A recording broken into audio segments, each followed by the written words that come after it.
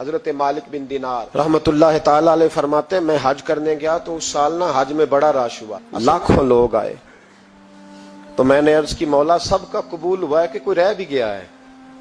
تو فرماتے مجھے خواب آئی اور بتایا گیا لاکھوں کا قبول ہو گیا۔ بڑا بے نیاز ہے اللہ، بڑا بے نیاز ہے، بڑا کریم ہے، چاہے تو گھر بیٹھے بیٹھے کہے ماں باپ کا چہرہ دیکھ میں تجھے حج کا ثواب دیکھ، ماں باپ کا چہرہ کا سب کا قبول ہوا، ایک ہے محمد بن ہارون بلخی اس کا نہیں قبول ہوا۔ فرماتے ہیں میں سویرے اٹھا تو میں ڈھونڈنے لگا کہ بلخ کے لوگ، خراسان کے لوگ کہاں ٹھہرے ہوئے ہیں، وہاں علیحدہ علیحدہ ہوتے ہیں نا، یہ پاکستانیوں کی بلڈنگیں، یہ انڈین ہیں، یہ فلان ملک ہیں، تو کہتے ہیں میں ڈھونڈتے ڈھونڈتے پہنچا تو میں نے بلخ کے لوگوں کو پا لیا۔ میں نے پوچھا تم میں محمد بن ہارون بلخی کون ہے؟ تو لوگ کہنے لگے وہ تو بڑا نیک آدمی ہے، بڑا پرہیزگار ہے۔ کہتے ہیں میں نے کہا مجھے خواب آئی ہے، حج قبول نہیں ہوا، یہ تعریفیں کر رہے ہیں۔ میں نے کہا کس طرح کا نیک؟ تو لوگ کہنے لگے جی 24واں تو وہ حج کرنے آیا ہے، ساری رات نفل پڑھتا ہے، سارا دن روزہ رکھتا ہے، بہت مالدار تھا پر ہر چیز اللہ کی راہ میں خیرات کر دی۔ فرماتے میں نے کہا وہ کہاں ہے؟ کہنے لگے پہاڑ کے پیچھے خیمہ اس نے لگایا ہے، وہاں اللہ اللہ کر رہا ہے۔ حضرت مالک بن دینار علیہ رحمہ فرماتے میں وہاں پہنچا، مصلی پہ بیٹھا تھا، سلام پھیری، میں نے السلام علیکم کے بعد کہا آپ محمد بن ہارون بلخی ہیں؟ کہنے لگا ہاں۔ آپ مالک بن دینار ہیں؟ میں نے کہا کہ اس نے تو میرا نام بھی جان لیا بغیر بتائے۔ فرماتے ہیں میں نے کہا کہ ہاں میں مالک بن دینار ہوں۔ کہنے لگے کیسے آئے ہو؟ میں نے کہا بس ملنے آیا تھا۔ کہنے لگے نہیں جس کام آئے ہو وہ بتاؤ۔ میں نے کہا میں ملنے آیا ہوں، تو کہتے ہیں وہ رو پڑے، کہنے لگے نہیں آپ کو خواب آئی ہوگی کہ میرا حج قبول نہیں ہوا۔ کہتے ہیں میرے رونگٹے کھڑے ہو گئے کہ اسے اتنا بھی پتا ہے کہ میرا حج قبول نہیں ہوا۔ میں نے اس کو کہا کہ تجھے کیسے پتا کہ مجھے خواب آئی ہے؟ کہنے لگا مالک بن دینار مجھے 24 سال ہو گئے، میں اس بے نیاز کے گھر کا طواف کرتا ہوں، میں حجر اسود کے بوسے لیتا ہوں، میں مقام ابراہیم پہ نفل پڑھتا ہوں، میں صفا مروہ کی سعی کرتا ہوں، پر 24 سال بیت گئے۔ جب میں طواف وداع کرنے کے قریب آتا ہوں تو کوئی نہ کوئی اللہ کا ولی آ کے کہتا ہے دوڑ جا تیرا کوئی نہیں قبول ہوا۔ 24 سال۔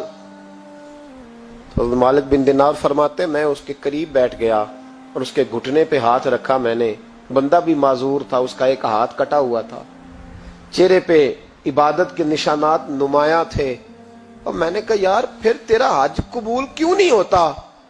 تو کہنے لگا مت پوچھ تو مجھ سے نفرت کرے گا۔ میں نے کہا نہیں تو بتا۔ کہنے لگا نہ پوچھ۔ میں نے اصرار کیا تو کہنے لگا اس لیے نہیں قبول ہوتا کہ میں اپنی اماں کا نافرمان۔ تے ماں کا نافرمان کیا ہوا؟ تو کہنے لگے اللہ نے دولت دی، جائیدادیں، گھوڑے، زمینیں، میں عیاش ہو گیا، میں اللہ کے دیے ہوئے مال کو ناجائز جگہ خرچ کرنے لگا۔ ماں میری بوڑھی تھی، عبادت گزار تھی، مجھے سمجھاتی تھی۔ رمضان کا مہینہ، عصر کے بعد اماں تنور میں روٹیاں لگا رہی، میں گھر آیا شراب کے نشے میں، اماں روٹی دو۔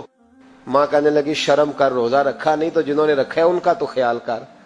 کہتے ہیں یہ لفظ میں نے سنے تو ماں کو ایک تھپڑ دے مارا، اماں جلتے ہوئے تندور میں گر گئی، لوگوں نے مجھے کمرے میں بند کر دیا۔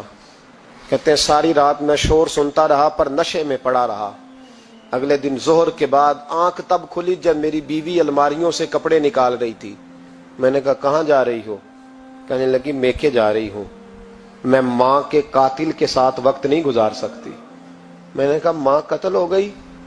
کہا ہاں، رات 9 مہینے تجھے پیٹ میں رکھنے والی اور چھاتی کا دودھ تیرے گلے میں اتار کے پالنے والی تیرے ہاتھوں قتل ہو گئی۔ کہا کدھر ہے میری ماں کی میت؟ کہا دفن کر دیا۔ بتایا کیوں نہیں؟ کہتے مرتے وقت کہہ گئی تھی اسے میرا منہ نہ دکھانا، میرے جنازے کے قریب نہ آئے۔ کہنے لگا میں اسی وقت اٹھا جس ہاتھ سے ماں کو مارا تھا، کلاڑا لے کے ہاتھ کاٹ دیا، جائیدادیں، گھوڑے، مکانات خیرات کر دیے۔ ساری رات نفل پڑھتا ہوں، سارے دن کے روزے رکھتا ہوں، ہر سال حج کرتا ہوں، عرش کا مالک معاف نہیں کرتا۔ حضرت مالک بن دینار کہتے ہیں میں نے بھی ایک تھپڑ مارا، میں نے کہا تو اسی قابل ہے تجھے معاف نہ کیا جائے، کبھی تجھے معافی نہیں ملے گی۔